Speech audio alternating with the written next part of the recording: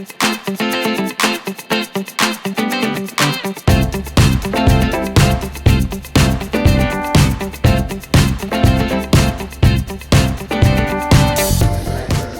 right, good morning, everybody.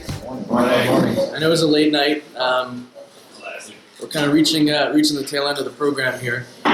So we're going to kind of take a shift in terms of the ideas because we're going to enter Shabbat today. Rabbi Burnham's going to give a little bit of an intro to Shabbat to appreciate kind of what it means to a Jew. I want to talk about a little bit of a different subject. The topic is putting passion to practice, which is a really important subject, I think, especially concerning a program like this, is that there's a lot of inspiration, right? Anybody's talking, there's a lot of positive energy that is going around here. A lot of great ideas, a lot of new concepts, a lot of life-changing perspectives, right? And I think as much as we feel inspired about that, also there's a sense of being overwhelmed, right? Because it's like, oh my God, like I never knew all this stuff, and the question really is how am I realistically going to do this, right? How am I really going to implement this? I mean, it seems to make sense. The logic is there, but the reality is we don't live on a campus in Arizona in the middle of nowhere with low cell phone reception and having people wake us up in the morning for prayers, right? That's my dream. Anybody? So I mean, this is really a little bit of a utopia, but I think everybody appreciates the value of this environment is it kind of removes us from that world so that we can perceive the world and perspective without the distractions. But the real question is going to be is how do we implement real change in our lives when we go back to that world?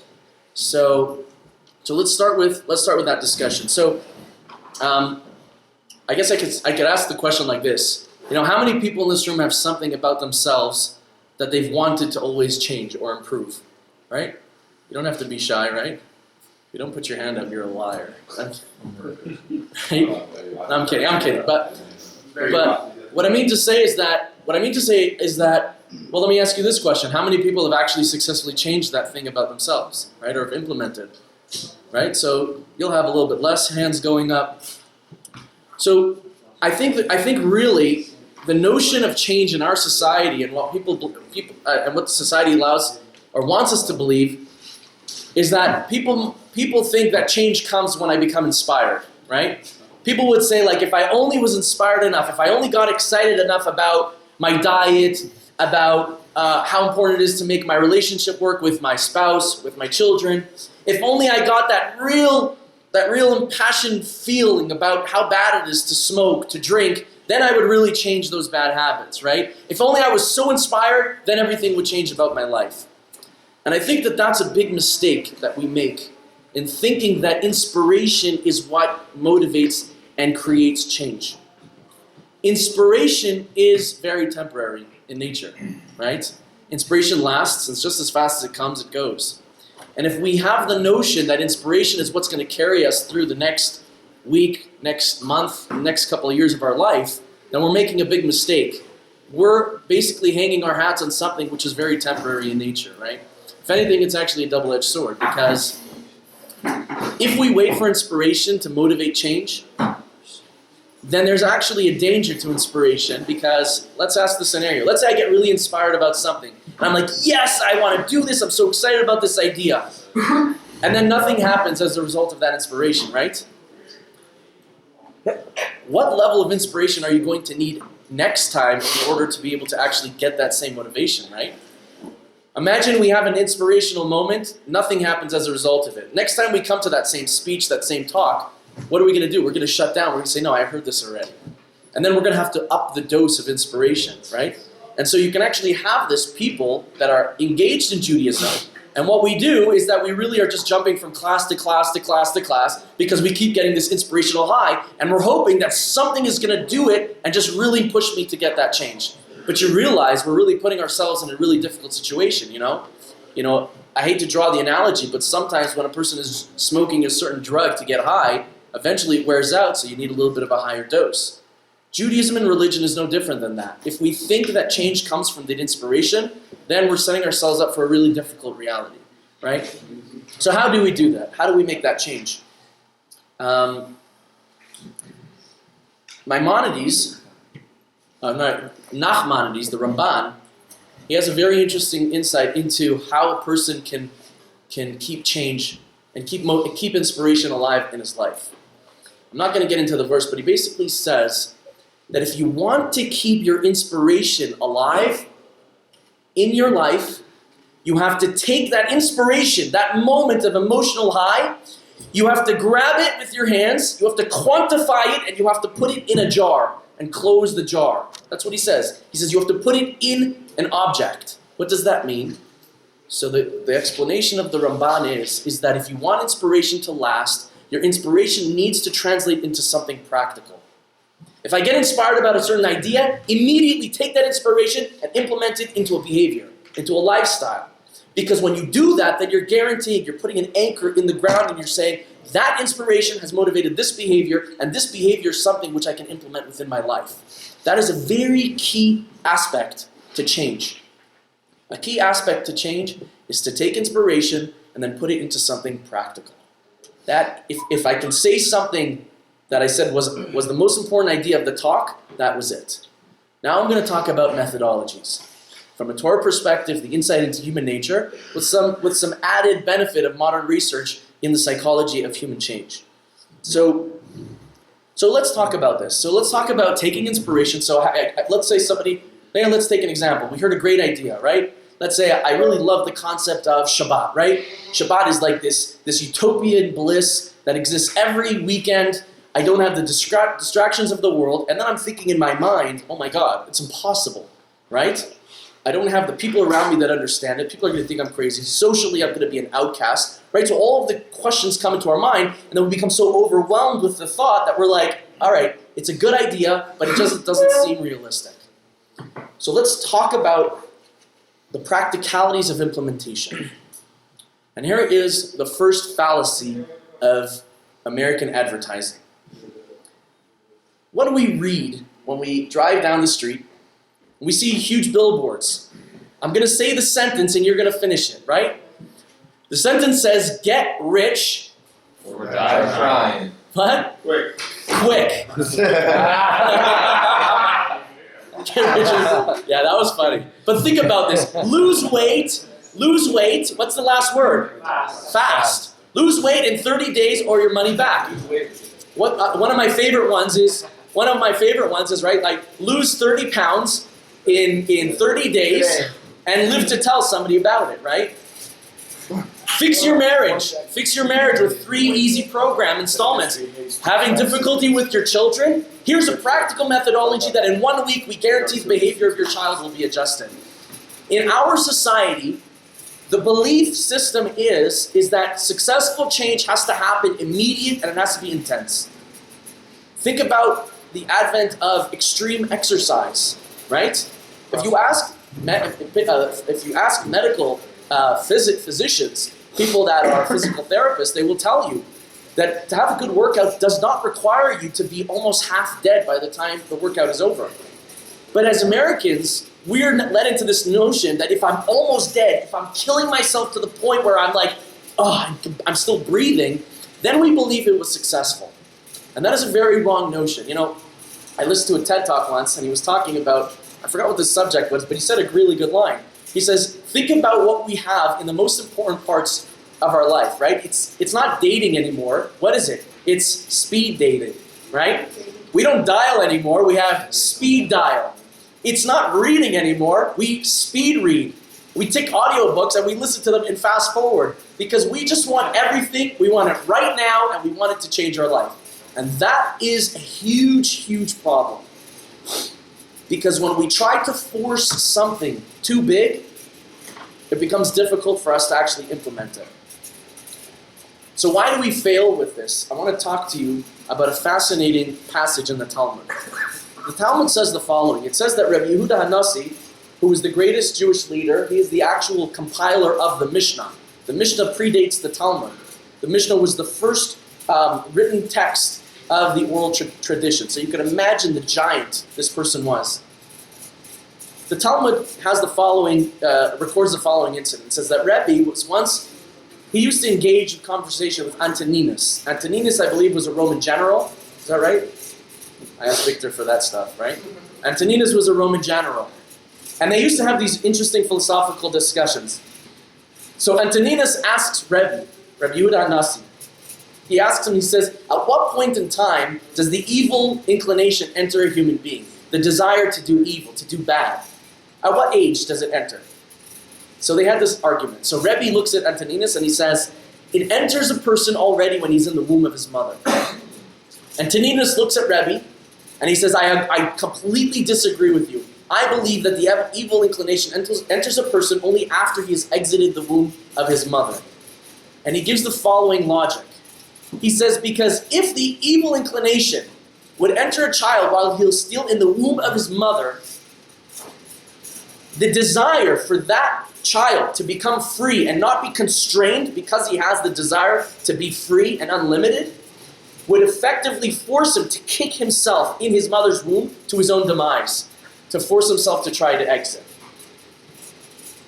So says Rabbi back to Antoninus, amazing admittance of truth. He looks at him and he says, your logic is sound, and therefore I agree with you. It must be that the evil inclination enters a person only after he has exited the womb. And so you see a fascinating insight into human nature is that we as human beings never want to be forced into something that we don't want. We don't want to be forced. We want to be autonomous, right? We talked about this the other day, about the natural desire of a person is to be able to decide freely how he chooses his life. And any time somebody tries to force us, we immediately reject it, right? How many times, be honest, how many times have we been in arguments with people and defended a position purely because we were being challenged, even though we didn't necessarily believe in it? Right? All the time. When someone insults us, then all of a sudden we take the position of anything which is contrary to the other person. Because we as human beings, by nature, do not want to be forced into anything. And so if you think about that reality, and then think about how the world tells us to change the most fundamental aspects of our life, our relationships, our health, our education system, and they tell us that we have to do it immediate, it has to be fast and powerful, then we're setting ourselves up for disaster. Because when you force an emotion, you force a change on a person, the greater the intensity of that force, the greater the force of rejection that will parallel it. One of the most fascinating examples of this is research done on this concept of forced rejection of emotional concepts. It's actually called the ironic process. And you'll understand why it's called ironic. So let's do a thought experiment, right? So if I tell everybody in this room, for the next 10 seconds, do not think about a white polar bear. Okay? Let's start.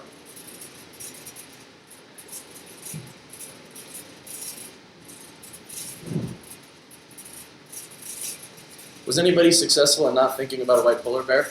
I thought about a black polar bear. Smart. You planted an idea. But actually, I'll tell you, the fascinating research is that when a person is told not to think about a white polar bear, you will actually think about it more than if I told you to think about a white polar bear. That's fascinating. Rabbi Dessler was a great Jewish philosopher and writer who lived in Europe about 150 years ago. He said the same thing about prayer. He says a lot of times you're in the middle of the Shemona Esrei, the Amidah, right? He says, and then a thought comes into your mind which is distractive to your connection to God. So he says, often you will find that the mere fact that you start forcing those thoughts out of your mind are precisely the reasons why you will not have any concentration throughout the entirety of your prayer. So he has an interesting suggestion. He says, when the thoughts come, look at them and say, hi, I know you're there. I'm not going to fight you. And then just continue with your prayer service. And then they will actually dissipate. And so this reality of trying to force a change has a diametrically opposed phenomenon, which is rejection of our humanness and our ability to want to be free and choose things that are of interest to ourselves.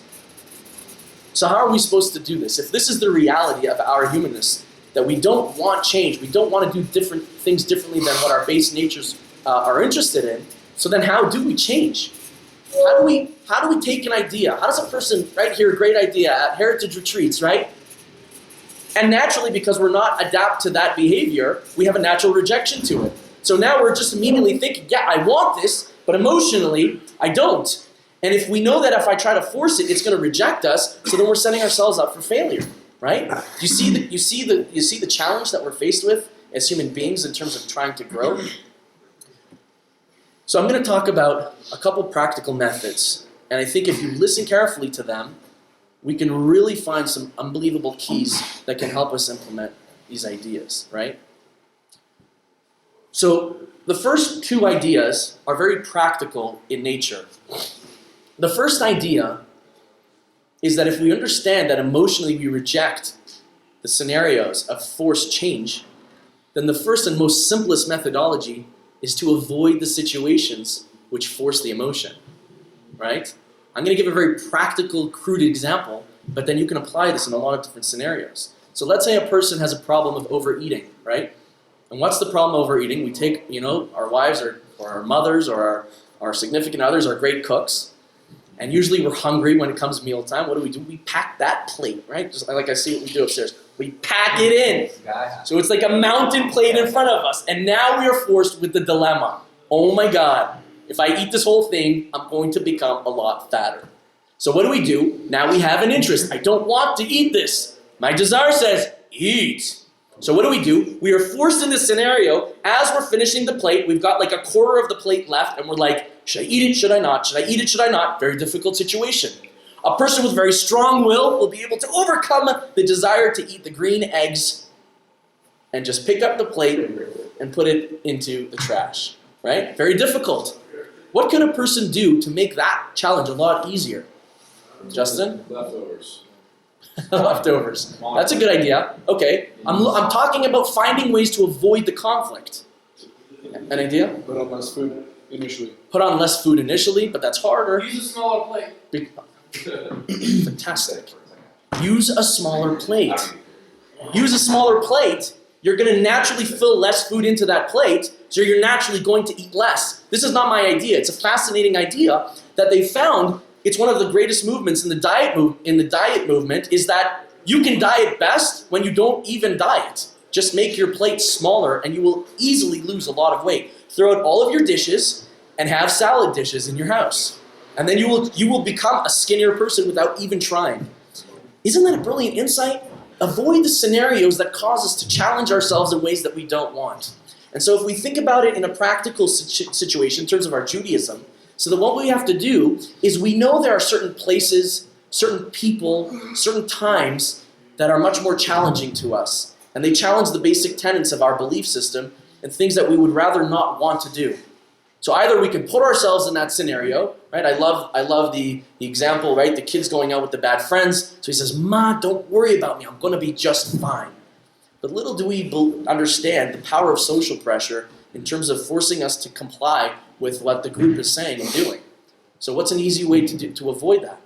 Avoid the situation where you're going to have to make compromising choices. Avoid the places where people choose to have relationships in ways that are below your standards of how you engage people, right? Find an excuse. Find a way to avoid those situations, right?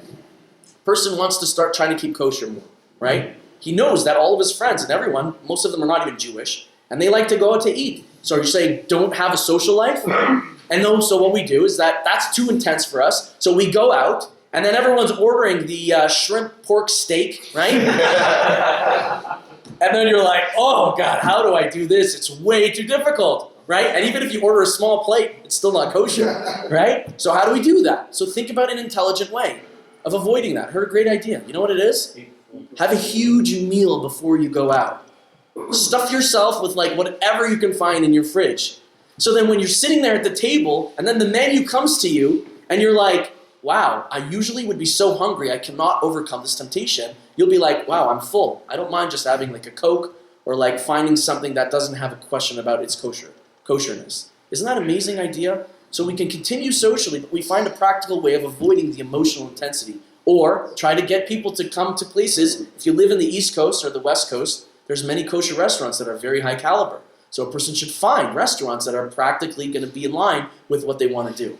So the first question, so I can't give every example here because I'm not in your lives. We all have different lives and the different scenarios. But the first key, if we understand that our emotions naturally force us out of what we want, psychologically and mentally, then the first key is just to avoid the scenarios that cause us to make those compromises. Does that make sense, everybody? Okay, so think about yourself. Think about over the next day or so about the different environments which compromise our better judgment, and think about how can I better protect myself instead of throwing myself into that challenge. They say that desire is like a huge ferocious monster, terribly ferocious monster. He's got like 8 arms, and he's got like 15 fangs and like 16 eyeballs, and he's furious and he's gross and he's terrible. He's gonna kill you, right? There's only one thing about this monster that you can save yourself from him. This monster has no legs. And as long as you keep your distance, you can smile and laugh in the face of danger, right? But what do? Oh, such a cute monster. What nice fangs you have, Mr. Monster. I love your furry hair, right? Oh, don't worry, he's tame. He really likes me. Oh, look, he's purring, right? Next thing, swallows your head whole, right?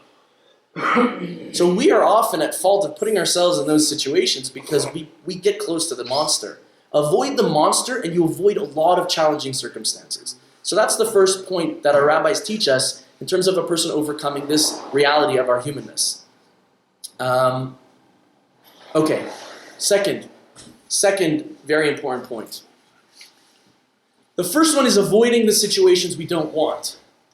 The second one is putting ourselves in environments that socially we will act according to what we believe we should be believing, right? Put yourself around people that follow and espouse the moral standards or the religious standards that you wish to have for yourself. Because social pressure can be a negative power, but it can also be a tremendously positive motivator. Because when people are doing something around you, you naturally gravitate. Let me ask you, how many people on this program have found it much easier to do certain practices of their Judaism that normally they would find it very difficult to do because of their surroundings, right?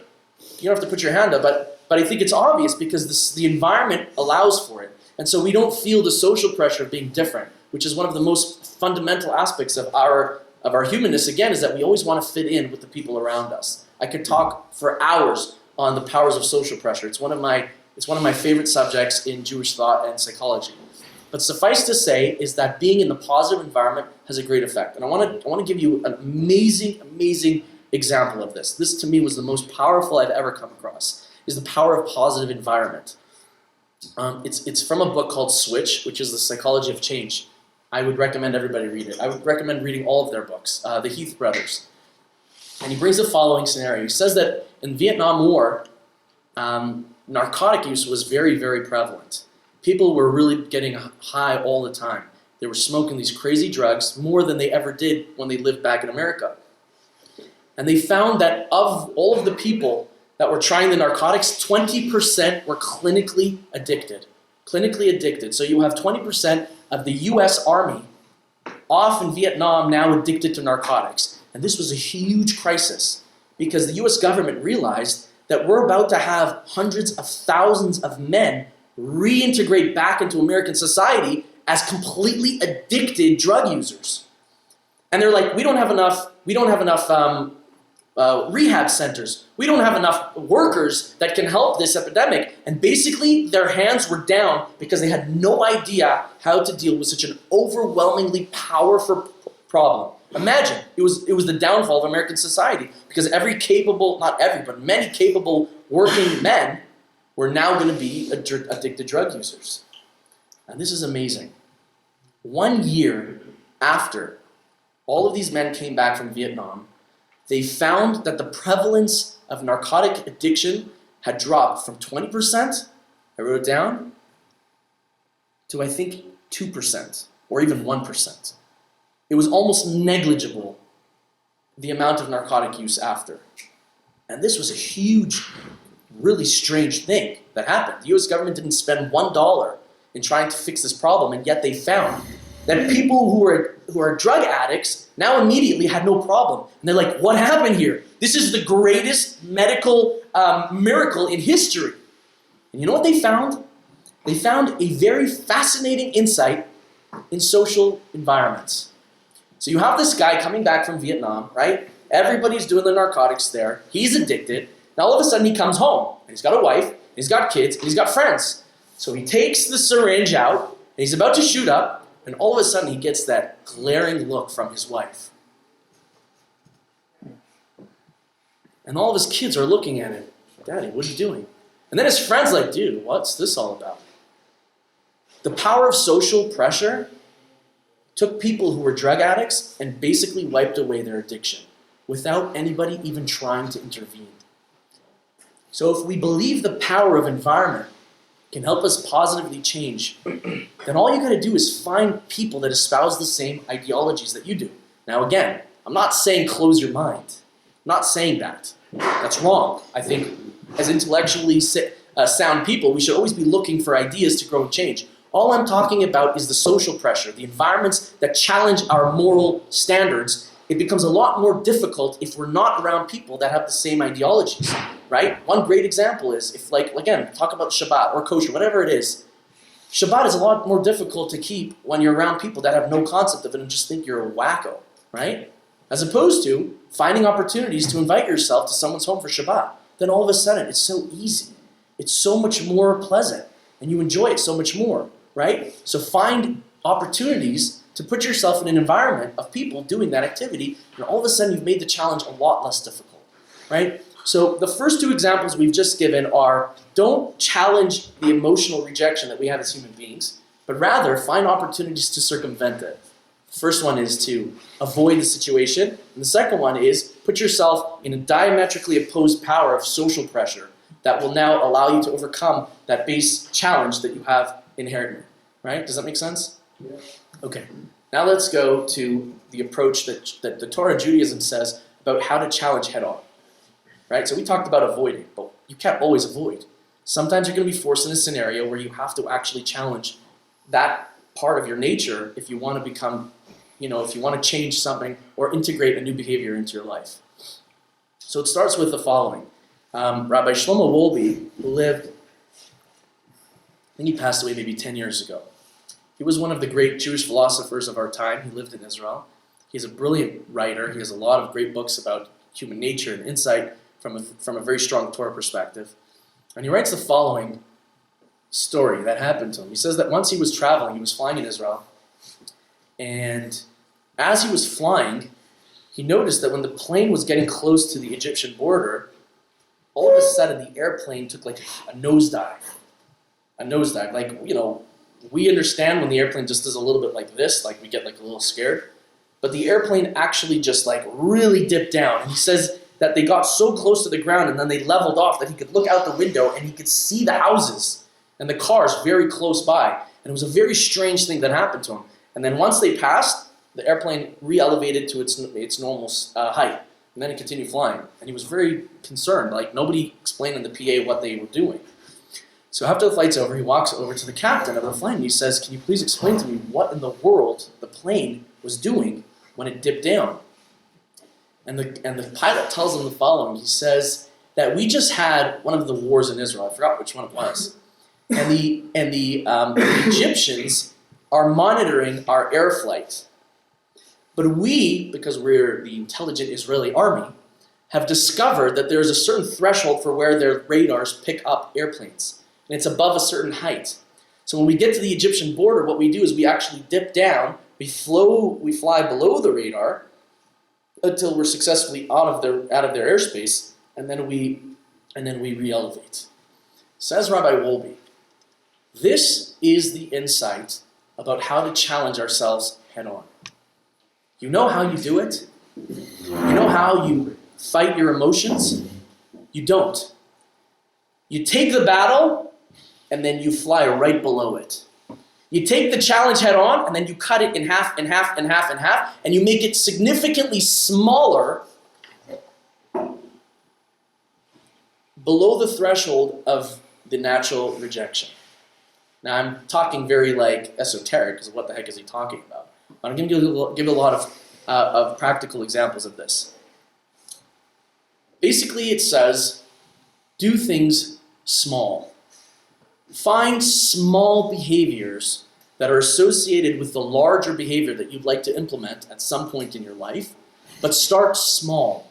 Because when you start small in doing something, it becomes a lot easier to deal with it because you're not rejecting it, right? So like if we think about some of the practical examples of this, right? So again, I'm just coming to those examples because, we hear about Judaism. How many commandments are there, right? A good Jew should follow how many? 613. Oh my God. Now I got 613 commandments to follow. You think I'm ever going to be able to walk out of here and then just follow it? I don't even know the vast majority of what these commandments are. It's so overwhelming. It's so powerful. It's so rejecting. So what do? Fly below the radar, which means just remove a lot of them. I'm not saying that it's permissible. I'm telling you it's the only way. It's the only practical way. Is find a few of the commandments of the mitzvot that you feel are integral and core, and then just say, I'm going to work on just these few small, 2 or 3, right? 613, no. To be, let's say, in behavior, to conduct yourself in a way that's going to make you a lot propelled forward. Think about it. Tefillin, right? A good example of it. It doesn't mean I'm going to pray the whole morning prayer service. It doesn't mean I'm praying 3 times a day, even though that's what we should do, right? As good Jews. It says, though, I know I want to get there, but if I try that too fast, too hard right now, I know I'm not going to be able to do it because it's going to be too powerful. The rejection will be too strong. So what do? Instead of saying pray the whole day and do the whole tefillah, barely can read Hebrew, you know what I'll do? I'll take 5 minutes in the morning, I'll put my tefillin on, I'll say the Shema, and then I'll go into my day. Do I brush my teeth? Yeah, it takes 3 minutes to do it. Do we even think about it? No, because the behavior has become part of our routine. Taking something small, making it into your routine, it's almost like no rejection because we're not taking a whole bite at once. We're finding a very small aspect of something which is important to us, which is prayer and connecting and doing it with a very holy article that we've had and then saying, I can put my tefillin on, I can say my Shema, and then I can go into my day. Who knows where that will lead me? I can't give all the examples I've always said, how long does it take a person to become majority keeping kosher? How long do you think it takes a person, right? Give me some ideas. 3 years. 3 years? 5 years. 5 years?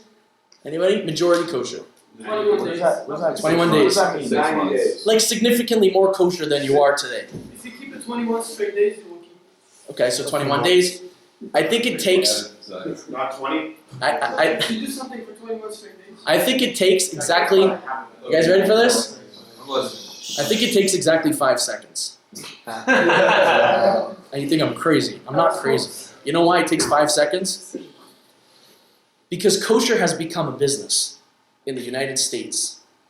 To the extent where you have kosher professionals going to every factory that produces food, and they're going through those factories and telling them, hey, if you change this one ingredient, your food will be kosher. And if you pay us a little bit of money to oversee that, you will actually open yourself to a significantly larger market. And it makes sense financially for you to do this because what benefit do you have of using this product versus this one? And so it's a business incentive for companies to do that to the extent where, this is going to shock you, that every single supermarket that you walk into, I would say 70 to 75% of all of the products are actually kosher.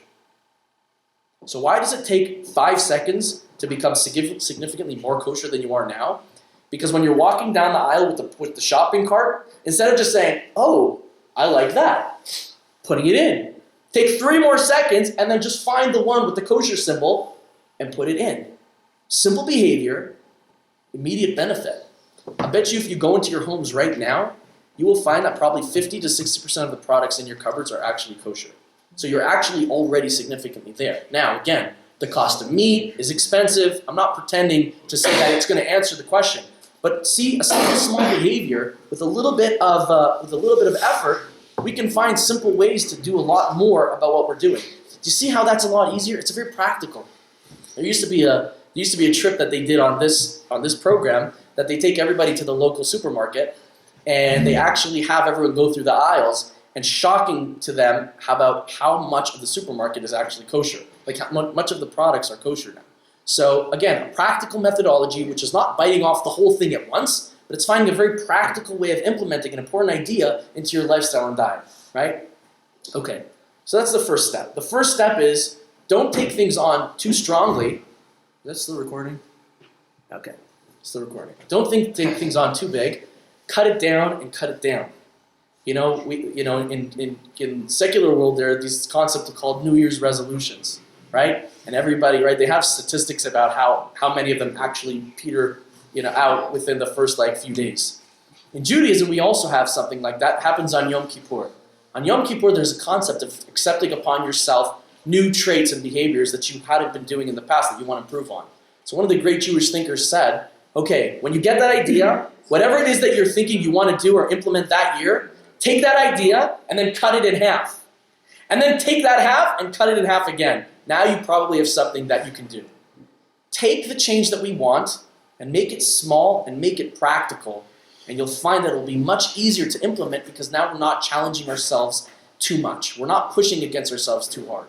Now again, don't get me wrong, there are unique individuals that have the strength of character that if they see an idea that they want, that they love, that they're passionate about, that they can actually fight and implement it much larger. I've seen people go kosher because they were so passionate about it, they went all the way. But I don't know if the majority of people can do that, and only you individually can know where your threshold is. Where it is too much, where it's too little, I have no idea. But each one of us are going to have to test that. Sometimes you'll fail. Sometimes you'll see it was too much. Sometimes you'll see, well, I'm fooling myself. This is way too little. I should do a little bit more, right? So again, it's going to be kind of a trial and error process for all of us. Okay, step 2. Okay, so we got about 15 minutes left, so try to cover this. Do you mind passing my bag because my battery's just kind of weakening out on here. My iPad goes down, my brain goes down. Okay. All right, so what's the next step here? By the way, great purchase, everybody. What is that? It's a battery pack. Okay, so the first step is make it small. Second step is make that small change and make it consistent. So even if we do decide, we've cut it down in half, and now I think I could do this, instead of keeping Shabbat every week, I'm thinking maybe once a month. Instead of keeping the whole Shabbat all at once, I think I could start keeping half of a Shabbat. I know this sounds crazy because we're always taught that, a lot of people think it's who am I faking? God knows that you're supposed to do the whole thing, and who am I fooling to say I'm only going to do half? That's a big mistake. That's also part of your Yetzer Hara. Because God wants change, and He knows that we're human beings, and He knows that we're challenged. So find opportunities to do it. Half is good. Half is very good, right? Imagine a person who's an alcoholic, right? And they drank half the amount that they usually do. Would you say, oh, what a waste of time? No, that's a real change. That's a life-altering change. Oh, he's not sober yet. Again, I'm not, we just have to find the examples of implementation. Even if it's small, it's still relevant. Now, consistency. Let's talk about Jewish concept of implementation of behavior in terms of its consistency. So, Maimonides, the Rambam, has the following interesting debate. Not a debate, but a discussion in his commentary on the Mishnah. And he asks the following. He says, a person who wants to develop the trait of generosity. So he says, I'll pose it as a question. Which of the two actions do you think would be more effective in developing the trait of generosity? Imagine I have a $100 bill, and I see one poor man who's in desperate need of $100 to be able to get a medical need for himself taken care of. And that's $100, that's a lot of money, but I only have one $100 bill. Or imagine a different scenario, that I have 100 $1 bills. And then I see 100 people pass by me, and I give them $1. Maybe they could buy a soda, not really going to do much for them. Which of those two behaviors, actions, will actually have a more powerful effect in making a person into a more generous person? Anybody have ideas? The stack. The stack? Okay. I like reasons behind the argument. Because what the person is experiences, he feels like he's giving 100 times as opposed to just giving once. Even though the amounts are the same, he feels like he's impacting more people just by But it's only $1. It's not doing much of an impact. Yeah, but it's a lot of small steps. Okay. It was a hobby. Does anybody disagree or agree with that? Say it again. I agree with you. Say the question again? Yeah. The question is if I want to become more of a generous person, will I be more effective in developing that trait by doing a strong, dramatic act of philanthropy, or doing a lot of small acts that are not as significant? Small? Anybody argue on that? Okay, well, you guys are good. Says Maimonides, the great Jewish philosopher who was versed in all of Torah knowledge, says that it's much more powerful to develop the trait of generosity when you implement the behavior of generosity over and over and over again. Dramatics are great, but like we said, strong emotion, it comes, but it also goes. Doing the action of, yes, here you go, yes, here you go, yes, here you go, 100 times, even though it's small, says Maimonides, you will actually become a more generous person when you find the ways of doing an act of generosity smaller. So now we're finding that not only is small, a practical way of implementing, it's actually a more powerful method of implementing a thought or an idea.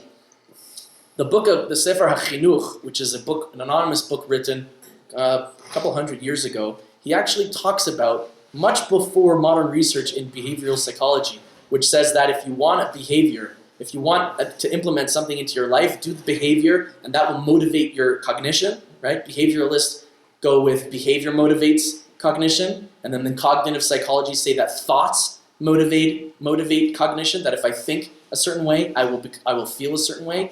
So then there's now a movement called behavioral psychology, and they put them both together, which is cognitive behavioral psychology, and they put those two. It's the most powerful method in human psychology, to the extent where if you can do it, they found that it's more powerful than antidepressant drugs for a person to implement a behavior and have the cognitive thought process, which are healthy for a healthy person. And that's a very basic tenet to Judaism, is that we talk about the mind being engaged, but also the behavior. We are not philosophers. Our religion is not just a religion of philosophy and ideologies. Our religion is a religion of behavior. And a lot of people have a problem with that. They say, why do we have so much action? Why are there so many mitzvot, commandments, so many base physical acts? Those things create a barrier between me and God. Because I just want to connect, man. I just want to feel spiritual. I just want to have the psychedelic movement and just be there with no behavior, no activity. Say the sages, the true implementation of beliefs comes when there's a behavior associated to that belief. And therefore Judaism says, think about going out of Egypt, but do an action of putting on your tefillin, which serves as a reminder. Think about connecting to God by remembering doing his mitzvot, and also put the tzitzit on your body. You see that physical action is a reinforcement of a cognitive belief system that actually will motivate more belief and ideology, close to the ideology that you have. And so it's a very powerful method of implementation. I want to just mention one of the most, I always say this is the most amazing study I ever heard, but there's a lot of great research done on these subjects. One of my most favorite is, it was a study done by Jonathan Friedman and Scott Fraser in Stanford University. And what they did, I think I mentioned this to somebody, a group of researchers went to Palo Alto, California. And what they wanted to do is that what they did, they went to a very posh neighborhood. They knocked randomly on doors of people in a certain area.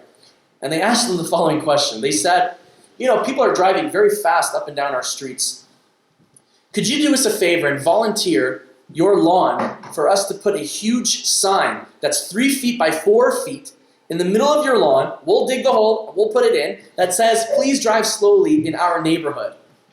Would you volunteer your lawn to do that? What do you think the vast majority of people said? No. I'm sorry, not today, right? Come back when my husband is home, right? 87%, I think it was 83% passed on the opportunity, which is surprising that 17% actually complied. But put that to the side. But you see significant majority of the people would not agree to do something. Now, do they believe that it's bad to drive fast in the neighborhood? Yes, they do. They don't disagree with the concept. They just think that that's too dramatic for them to agree to. Now listen to this. 2 weeks before, they went to another neighborhood in Palo Alto, California. So similar demographic of people. They knocked on their doors, and they asked them a slightly different question. They said, people are driving very fast in our neighborhood. Would you volunteer to take this postcard that says, please drive slowly in our neighborhood, and put it in the window of your house or on the dashboard of your car? What do you think compliance was there? It was I remember, it was 95%. Why did people agree to do that? Because it was easy. It was small. No sweat off my back. I'm not digging a hole, and I don't have this obstruction in the middle of my property. And so the majority of people agreed to do it. Now listen to this, gentlemen. 2 weeks later, they went back to the postcard group. They knocked on their doors a second time. And they said, ladies and gentlemen, we're just not being effective enough in our push to get people to drive more slowly. Would you volunteer to up your effort to help us and agree to have a sign, which is 3 feet by 4 feet, implanted in the middle of your lawn, which says drive slowly in our neighborhood? What do you think was compliance then? 76% compliance. What in the world is going on here, gentlemen? In the first group that was never asked anything other than put the big sign on your lawn, 83% said, not happening.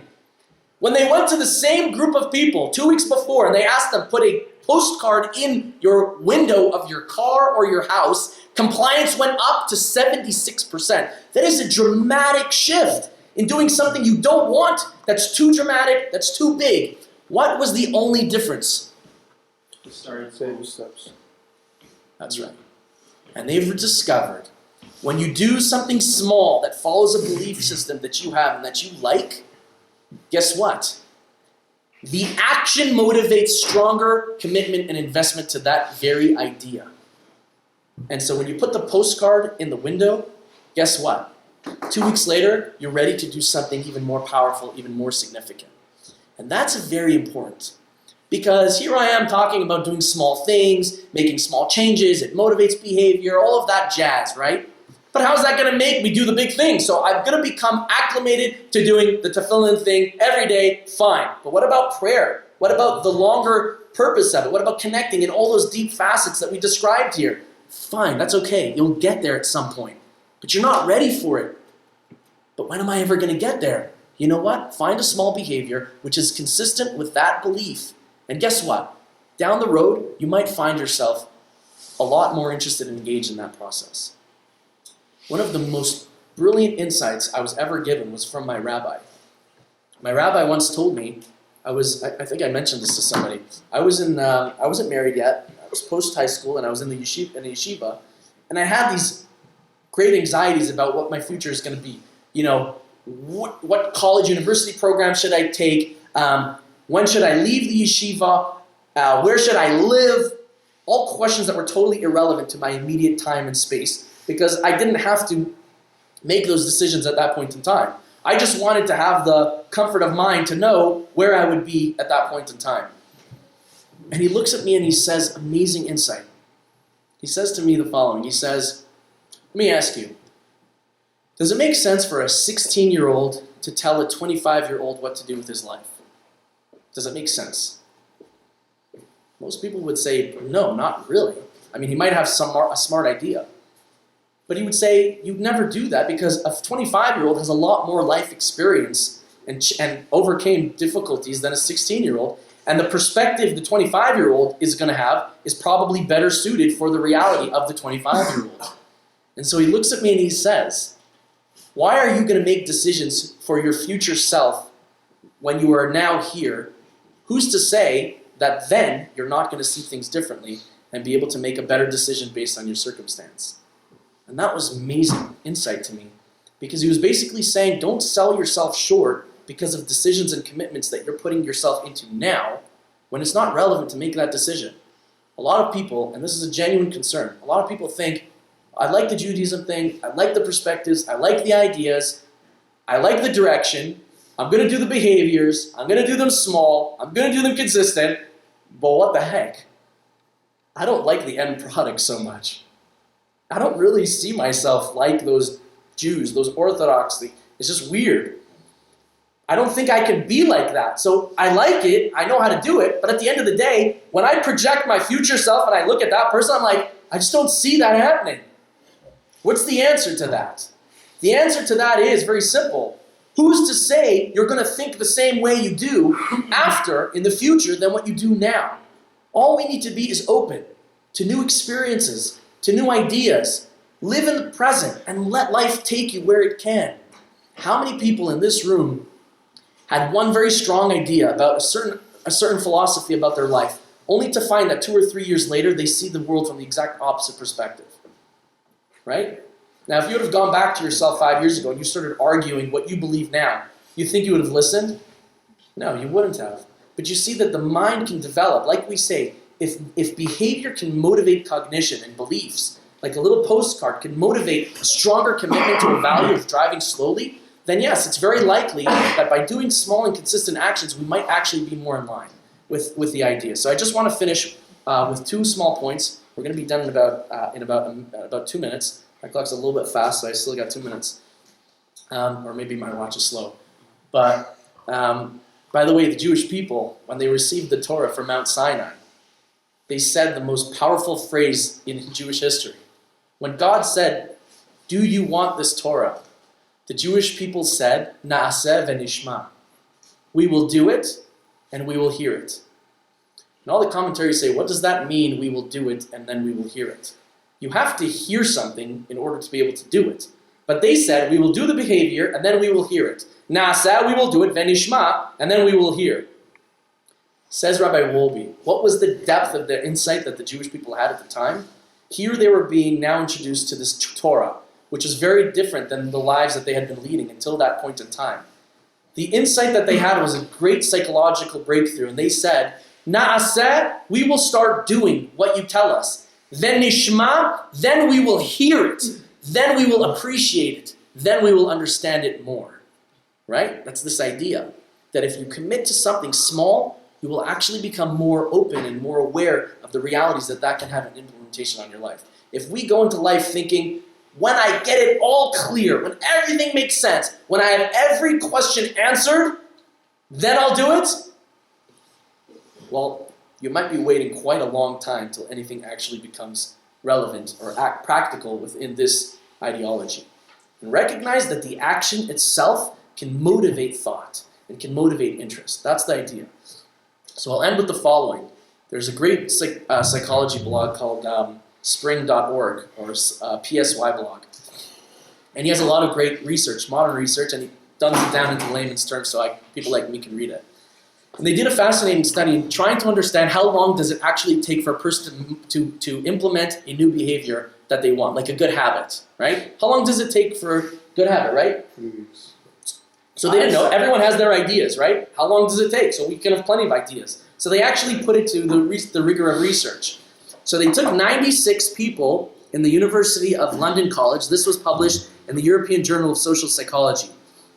And what they did is that they were interested in forming a new habit. People were interested in forming a new habit, such as eating a piece of fruit with their lunch, or doing 15-minute run each day, or drinking more water daily. And they wanted to know, how long does it take for a person to do a habit that it becomes second nature, that they don't even have to think about it anymore? Great idea, right? So they had people actually write in their journals every day from 1 to 10 when they did that activity, how difficult it was, how much natural strain did their body reject it, and then they wanted to see how that will dissipate over time and how long it will take. And this is amazing. So the study was 84 days long. So when the researchers examined the different habits, many of the participants showed the curved relationship between practice and atomicity of form as depicted below, and there's actually a graph I could show anyone. So on average, so listen to this, on average a plateau in automaticity, meaning it becomes habitual to me that I don't even have to think about it, it's so easy, right? For me, it's easy. Like most of the things we're talking about, I don't even have to think twice about it because it's now automatic. It's second nature to me. When I eat, I make a blessing before I don't even think about it. The food goes into my mouth. I don't have to well, which blessing is it? How do I do it? It's like much of my life is behaviorally adapted to my lifestyle. So how long does it take for a person to do that? They said on average, 66 days. Meaning when you take the whole gambit of a person who wants to know how to drink water every day, it takes 66, that one is actually less. That one, the bell curve would say, I think it takes about 21 days for a person to become habituated to drinking more water every day. But something like exercising for 30 minutes a day, something a little bit more difficult, took up to 2 months. But that's the mean, that's the range that you'll find.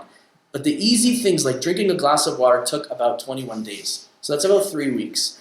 So this is a great idea. So now we can actually concretize what we're talking about. If there's ideas of implementations of behaviors that we want to do, we want to keep them small, we want to keep them consistent, we want to keep them motivating us to grow, how long is it going to take us to implement those behaviors till they become second nature? If it's a small, easy behavior, it can be just as little as 3 weeks till we don't think about it. It'll be just as little as 3 weeks for us to have that same feeling that, wait, when I'm late in the morning and I'm rushing, I better brush my teeth. And it's not even a motivation. We just do it because it's part of our lifestyle. I don't even think about it. I don't know if people brush their teeth in the morning. Brush your teeth at night, right? Whatever it is. But you see, it's second nature. Okay, and now we're finishing with the following. Ready? Finishing? Okay, finishing. Great insight. It encompasses the whole talk in a scenario that happened with Rabbi Akiva. Rabbi Akiva was the ambassador of not the ambassador. He basically saved Judaism in the oral law because there was a terrible disease that was going, and it killed 16,000? 16,000 people died. 24,000. 24,000 of the greatest Torah scholars of that generation died out. He was left with basically, I think it was a handful of students left, and he transmitted the entirety of the oral tradition through those. Meaning we had a lot of it in written notes, in written text, but he was kind of the leader of the generation to kind of keep it going forward. The Talmud describes this man was actually a Baal Teshuvah. And the Talmud says, he quotes himself as saying, before I became more observant in my Judaism, whenever I would see a rabbi, says Rabbi Akiva, I used to want to bite him. And he says, I didn't want to just bite him, I wanted to bite him like a mule. So as Talmudic prose always goes, they ask, why did you want to bite him like a mule? So he says, because when a mule bites, it breaks the bone. So now you have this man who wants to kill and murder rabbis, and at the end of the spectrum, he becomes the ambassador of Torah and transmits what happened to this man in his life that you can have such a transition. And the Midrash tells us the scenario that happened. It tells us that one day he was traveling through, like a forest, and he sees a stream. And he comes to the stream and he sees it's dripping water on a huge rock. And he notices that these drips of water had dug a hole deep into this rock. Right? We've seen that in the natural. And he asked himself the following question. He says, this drips of water that are hitting this rock, right? How did they forge a hole? He says, if water can forge a hole in a rock, then the Torah can forge a hole in my heart, and I can go and now change my life. And he goes and he actually checks into a kindergarten and he starts learning the ABCs, Aleph Bet. He was much older. It says that he actually checked in with his kid in kindergarten, right? And he was 50 years old at the time. So asks the Gra, the Vilna Gaon, he says, what happened there? He saw like a big hole in a rock, and now all of a sudden he changed his life? I mean, we just saw the Grand Canyon, right? Are we like running? We'll take a picture of it, and then we'll talk about it at dinner. So there has to be some idea that he saw there that changed his life. Says the Vilna Gaon, he asked himself the following question. The first drop that hit that rock, I'll ask you this question. Did that first drop make an indentation in the rock or not? The very first drop. Quick answers. Yes or no? Yes. Yes? Anybody disagree? The first drop. Did that make a dent in the rock? On a micro scale, nano scale, absolutely. Do you guys agree? I agree. You agree? Can you give me a proof? Where's the rock? I'll give you the best proof. Hands down proof. The first drop must have made a dent. Because if the first drop didn't make a dent, then the second drop also never made a dent, because then that would be effectively the first drop. So therefore, even the first drop made a dent. That motivated him. Because he said, even small change can make an indentation in a person's personality and behavioral system. When he saw that, that was a nugget. He took that with him and he says, I can check myself in to the kindergarten class and learn the ABCs, because even the smallest efforts will motivate change, as long as they are small drops and they are consistent drops. Thank you so much for listening, everybody.